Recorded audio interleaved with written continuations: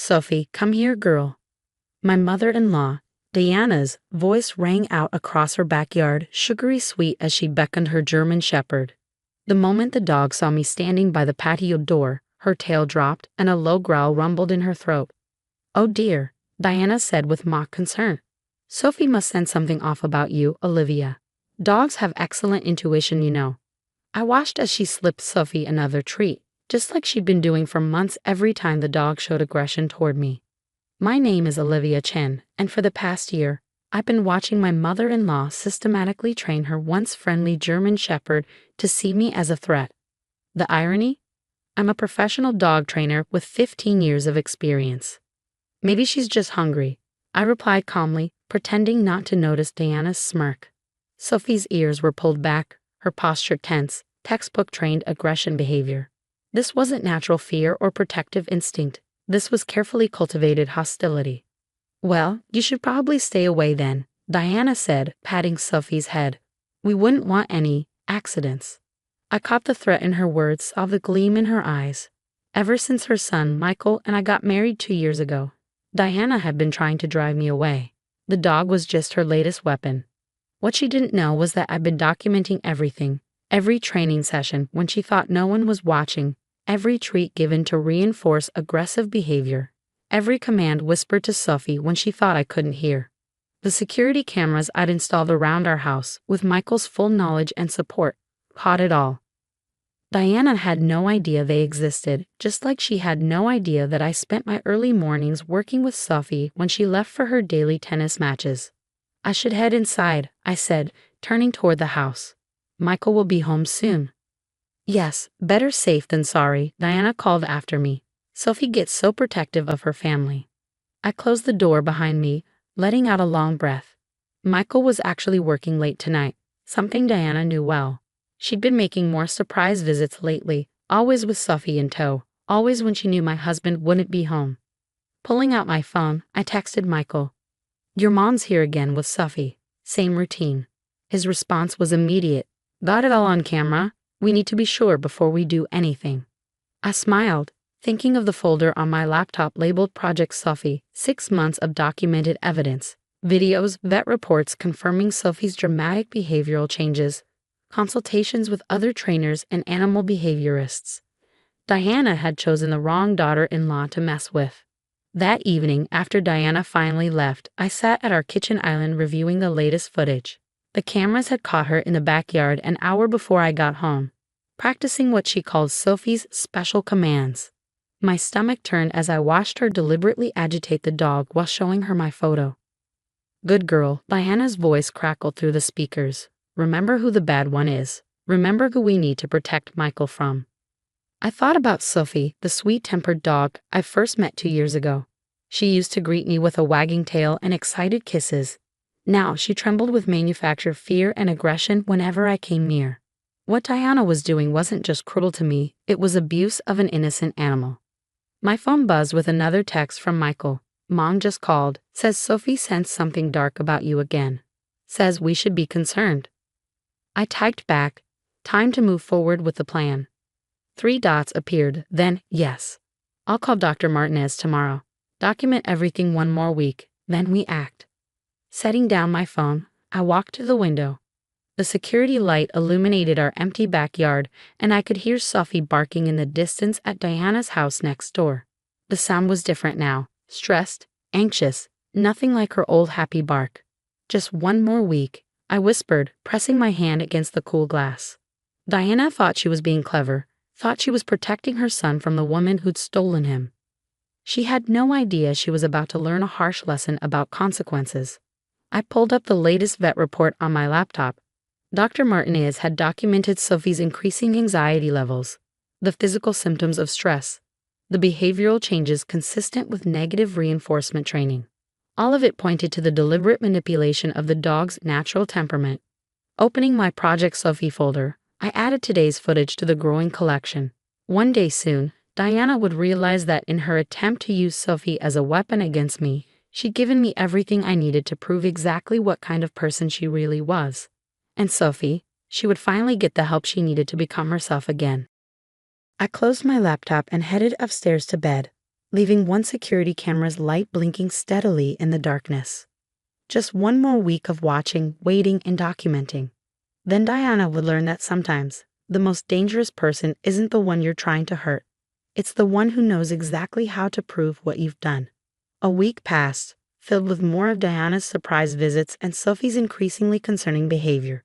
Each incident was meticulously documented, each interaction captured from multiple angles. On Sunday evening, everything changed. I was in our backyard, reviewing security camera footage on my tablet, when I heard Diana's familiar voice from her side of the fence. "Sophie, look who's there. Get her, protect us." The German Shepherd launched herself at the fence, snarling and barking with a ferocity that made my heart ache.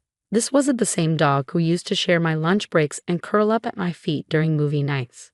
"She really doesn't like you, does she?" Diana appeared at the fence gate, pleasure evident in her voice. "Maybe she's trying to tell us something." Before I could respond, Sophie broke free from Diana's loose grip on her collar. The gate wasn't properly latched. Knowing Diana, this was intentional. The dog charged into our yard, teeth bared. But instead of running, I stood my ground and spoke firmly. "Sophie, higher." The German Shepherd skidded to a halt, her aggressive posture melting away instantly. Her ears perked up at the familiar command, one we practiced countless times during our early morning sessions. "Plats," I commanded gently. Sophie immediately dropped into a down position, her tail wagging slightly. Diana's face contorted with shock and rage. "What did you do to my dog?" I pulled out my phone and press record, capturing her reaction. "I didn't do anything to Sophie. I just helped her remember who she really is." "Sophie, come," Diana shouted. The dog looked at her but didn't move, clearly conflicted between her recent training and her natural temperament. "You see, Diana," I said, keeping my voice calm. "I've been working with Sophie every morning while you're at tennis. Not teaching her aggression or fear, but helping her overcome what you've done to her." "You had no right." Diana spat, her carefully maintained composure cracking. "Actually, I had every right. As a certified dog trainer, I'm obligated to report animal abuse, including deliberately training a dog to be aggressive." I pulled up the footage on my tablet and turned it toward her. The screen showed her in her backyard, deliberately agitating Sophie while showing her my photos, rewarding aggressive behavior, and giving commands designed to trigger hostility. "I have months of this," I continued, plus vet reports documenting Sophie's declining mental health, consultations with animal behaviorists, and testimony from other trainers who've reviewed the footage. Diana's face went pale. "You've been spying on me?" "No, I've been protecting myself and Sophie. Dr. Martinez is expecting us tomorrow morning. She's already reviewed everything and agrees that Sophie needs to be removed from your care." "You can't do this," Diana hissed. "Michael will never allow it." Actually, Michael's voice came from behind me as he stepped out of the house. "I'm the one who installed the security cameras. I've watched you try to turn our family dog into a weapon against my wife. It stops now." Sophie's tail started wagging faster at Michael's appearance. He'd been part of our early morning training sessions too, helping to reinforce positive behaviors and counteract his mother's influence. "You chose the wrong person to target, Mom," Michael continued. "Olivia isn't just my wife. She's one of the most respected dog trainers in the state. Did you really think she wouldn't notice what you were doing to Sophie, wouldn't know exactly how to document it?" Diana's composure crumbled completely. "I was protecting you. She's not good enough for you, she never was." "Sophie, calm," I called softly. The German Shepherd trotted over to me, pressing against my leg like she used to do before Diana's interference. I scratched behind her ears, feeling her relax under my touch. "The police and animal control have copies of everything," Michael said. "They'll be here tomorrow with Dr. Martinez. Sophie will be placed in a rehabilitation program, and you'll be charged with animal abuse." Diana stared at her son, then at me, then at Sophie, happily accepting treats from my hand. All her careful plans, all her manipulations had fallen apart because she had underestimated exactly who she was dealing with. Without another word, she turned and fled back to her house, leaving the gate swinging behind her. I knelt beside Sophie, checking her over carefully. Despite Diana's training, the sweet, gentle dog I first met was still in there. With time and proper rehabilitation, she would recover. You did good, Michael said, joining us in the yard. Both of you. I nodded, watching Sophie's tail wag as she looked between us. Tomorrow would bring charges and consequences, but for now, this was enough, seeing Sophie free from Diana's influence, knowing that the truth had finally come to light. Sometimes the best revenge isn't about getting even. It's about protecting those who can't protect themselves. The following weeks brought dramatic changes for everyone involved. The morning after Diana's confrontation, Dr. Martinez arrived with animal control officers and the police. Diana barricaded herself in her house, refusing to answer the door until the officers made it clear they had a warrant. "This is ridiculous," she screamed as they led her out. "I was training my own dog. You can't arrest me for that." But they could, and they did. The evidence was overwhelming. Hours of video footage, detailed vet reports, and expert testimonies from multiple animal behaviorists. Diana had systematically abused Sophie, turning a beloved family pet into a weapon. In most states, that's a serious offense. I stood with Michael in our backyard, watching as Sophie was gently loaded into Dr. Martinez's vehicle.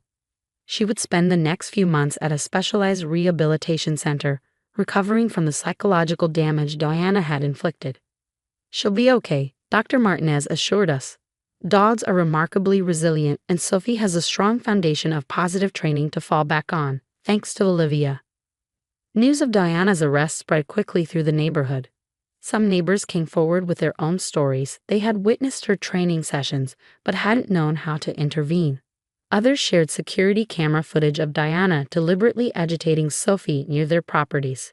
"I can't believe she did this," Michael said one evening as we sat on our patio. "My own mother, deliberately trying to turn our dog into a threat." I squeezed his hand. "She never thought she'd get caught. People like that rarely do." The legal proceedings moved swiftly. Diana's actions were clearly documented, and her attempts to justify them only made things worse. "I was protecting my son," she declared in court. But the judge wasn't sympathetic. "Mrs. Harrison," he said sternly, "you deliberately abused an animal and created a potentially dangerous situation. Your misguided attempts to interfere with your son's marriage do not justify these actions." Diana was sentenced to probation, mandatory counseling, and a lifetime ban on pet ownership. She was also ordered to pay for Sophie's rehabilitation and ongoing care. But the real punishment, at least for her, was the damage to her reputation. Healing takes time. 3 months into Sophie's rehabilitation, we received wonderful news. Dr. Martinez called to say Sophie was ready for supervised visits. The moment we walked into the center, Sophie's tail started wagging.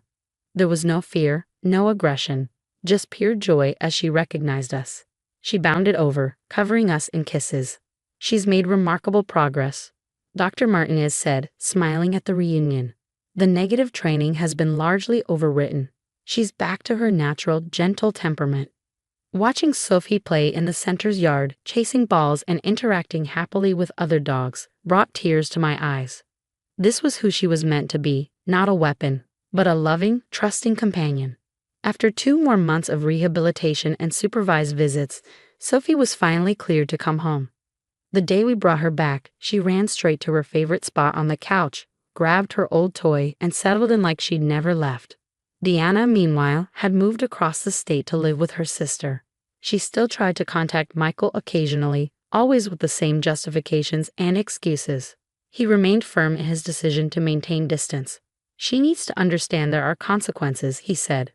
"What she did to Sophie, what she tried to do to you, that's not love, that's control." Full circle, 1 year after everything happened, we received an unexpected letter from Diana's counselor. With Diana's permission, she shared that they had been working through the underlying issues that led to her behavior. "Your mother is beginning to understand the harm she caused," the counselor wrote. "She has a long way to go, but she's making progress." We decided to send a brief response through the counselor, including a recent photo of Sophie playing in our yard.